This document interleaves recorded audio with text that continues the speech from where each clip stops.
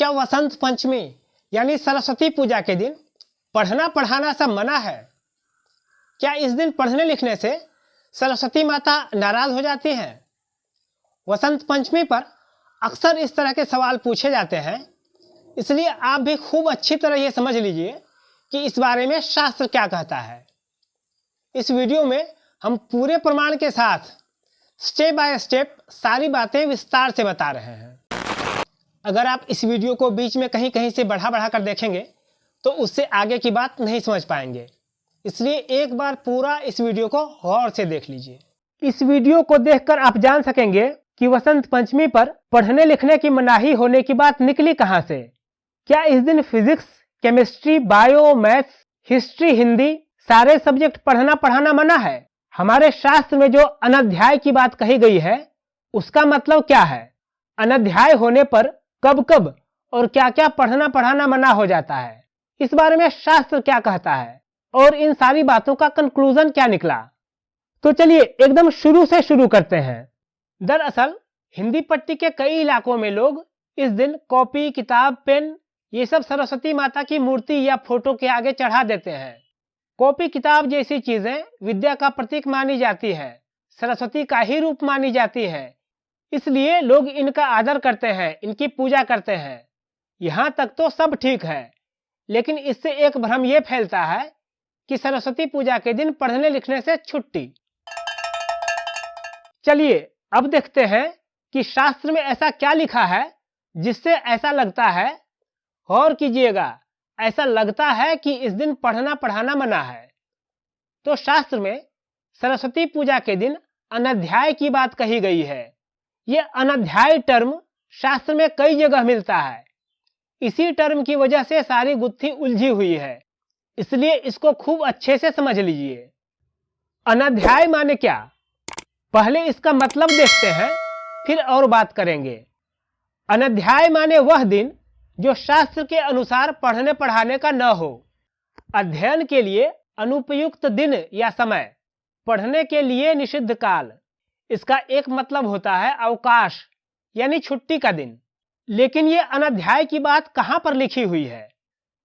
सरस्वती पूजा की विधि बताने वाले एक पुराने ग्रंथ में लिखा मिलता है कि बुद्धिमान लोगों को चतुर्दशी, अष्टमी, पर्व, प्रतिपदा, ग्रहण और सभी संक्रांतियों के दिन विद्या नहीं पढ़नी चाहिए। पर्व का एक अर्थ होता है उत्सव या त्योहार, लेकिन यहाँ पर्व का मतलब है पूर्णिमा और अमावस्या। यहाँ यह भी क्लियर नहीं हो रहा है कि विद्या नहीं पढ़नी चाहिए मतलब कौन सी विद्या नहीं पढ़नी चाहिए। इसको थोड़ा और क्लियर करने की जरूरत है। आप जानते ही होंगे कि हमारे ऋषि महर्षियों ने प्राचीन काल में पूरे समाज के लिए कई तरह के नियम कानून तय किए थे। उनको ही हम स्मृति के नाम से जानते हैं। तो मनु, याज्ञवल्क्य, गौतम आदि की स्मृतियों में अनध्याय के बारे में खूब विस्तार से बताया गया है। इनमें से एक बहुत ही चर्चित ग्रंथ है मनुस्मृति। इस ग्रंथ के चौथे अध्याय में श्लोक नंबर 97 से लेकर 127 तक जो 31 श्लोक हैं उनमें अनध्याय पर ही लिखा गया है।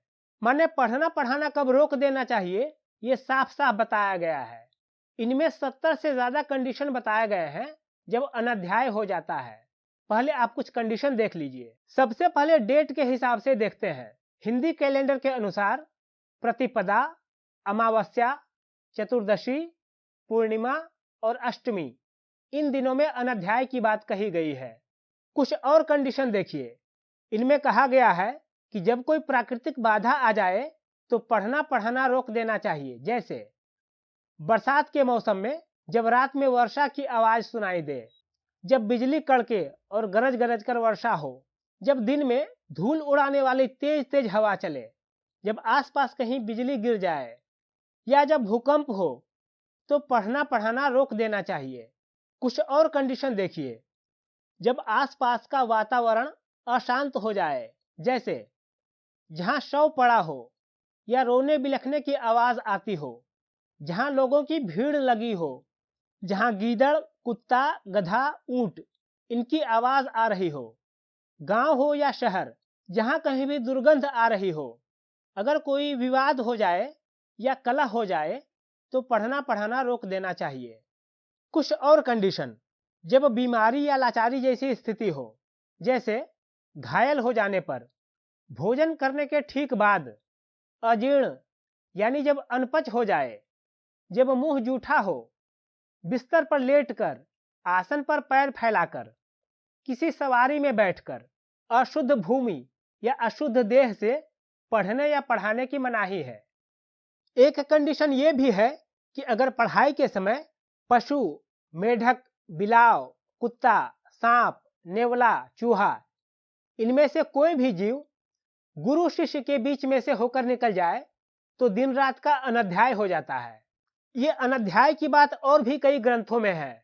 ऐतरेय उपनिषद कहता है कि अगर वर्षा ऋतु के अलावा किसी अन्य ऋतु में भी वर्षा हो तो 3 दिन का अनध्याय हो जाता है। महाभारत में भी अनध्याय का जिक्र है। इसमें तेज आंधी तूफान, भूकंप और कई तरह की प्राकृतिक आपदा के समय अनध्याय होने की बात है। अब सबसे जरूरी पॉइंट जरा गौर से सुनिएगा।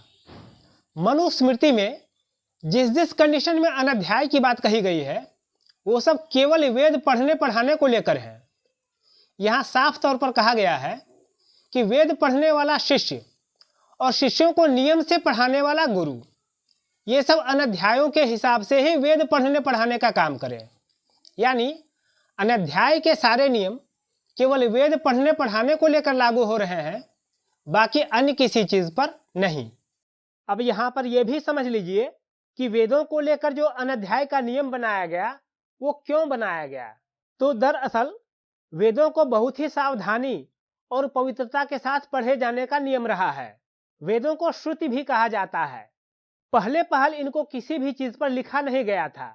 हमारे पूर्वज सिर्फ सुनकर और बोलकर एक पीढ़ी से दूसरी पीढ़ी को वेद का ज्ञान देते गए। इस वजह से वेद पढ़ते समय इस बात का पूरा पूरा ख्याल रखना होता था कि किसी भी तरह से एकाग्रता भंग न हो, यानी पूरी तरह से कंसंट्रेशन बना रहे। अगर आधे अधूरे मन से वेद पढ़ते तो बोला कुछ जाता, सुनाई कुछ देता, इस तरह तो अर्थ का अनर्थ हो जाता। इसी तरह अगर मन ठीक हो लेकिन शरीर ही थका थका हो, बीमार हो, तो भी दिक्कत थी। इसीलिए अनध्याय यानी छुट्टी का नियम बनाया गया था।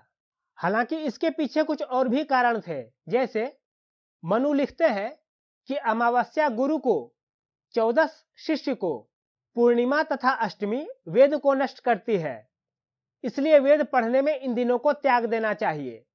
खैर, अब आप कहेंगे कि अनध्याय का नियम सिर्फ वेद पढ़ने पढ़ाने पर ही लागू होता है, ये कैसे मान लें? कोई और भी प्रमाण है क्या? तो जवाब है हाँ। एक बहुत ही प्रसिद्ध और प्रामाणिक ग्रंथ है निर्णय सिंधु। कोई भी विवाद होने पर विद्वान लोग इसी का रेफरेंस देते हैं। तो देखिए निर्णय सिंधु क्या कहता है।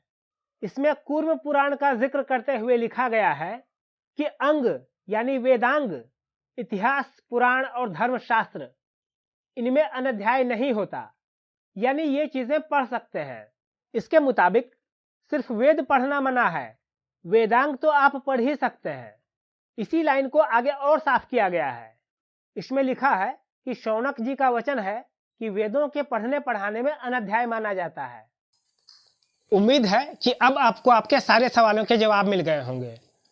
आप चाहे स्कूल में पढ़ते हो, कॉलेज में पढ़ते हो या किसी भी इंस्टीट्यूट में पढ़ते हो, science, arts, commerce, medical science, computer science, चाहे कुछ भी पढ़ते हो, इन सब का अनध्याय से कोई लेना देना नहीं है। आप सब कुछ पढ़ सकते हैं, केवल वेद पढ़ने पढ़ाने की मनाही है इस दिन। हाँ, अनध्याय का मतलब अगर अवकाश या छुट्टी मान ले तो वसंत पंचमी के दिन आपके स्कूल कॉलेज में छुट्टी हो भी सकती है, नहीं भी हो सकती है, वो आप पता कर लीजिए। लेकिन इस दिन खूब मन लगाकर पढ़िए। देखिए कितना शुभ दिन है। सरस्वती माता का अवतरण दिवस है। इस दिन छोटे बच्चों को पहले अक्षर ज्ञान भी करवाया जाता है। वसंत पंचमी को अबूझ मुहूर्त भी माना जाता है। मतलब कोई भी शुभ काम ठानना हो तो इस दिन पोथी पतरा पंचांग पलटने की कोई जरूरत नहीं है, आप सीधे शुरुआत कर सकते हैं। एकदम शुभ मुहूर्त है। अगर ये जानकारी आपको काम की लगी हो तो इस वीडियो का लिंक अपने दोस्तों से शेयर करना मत भूलिए। देवी वाणी आप सब पर कृपालु हो, हमारी ओर से यही मंगल कामना है। देखते रहिए वंदे वाणी।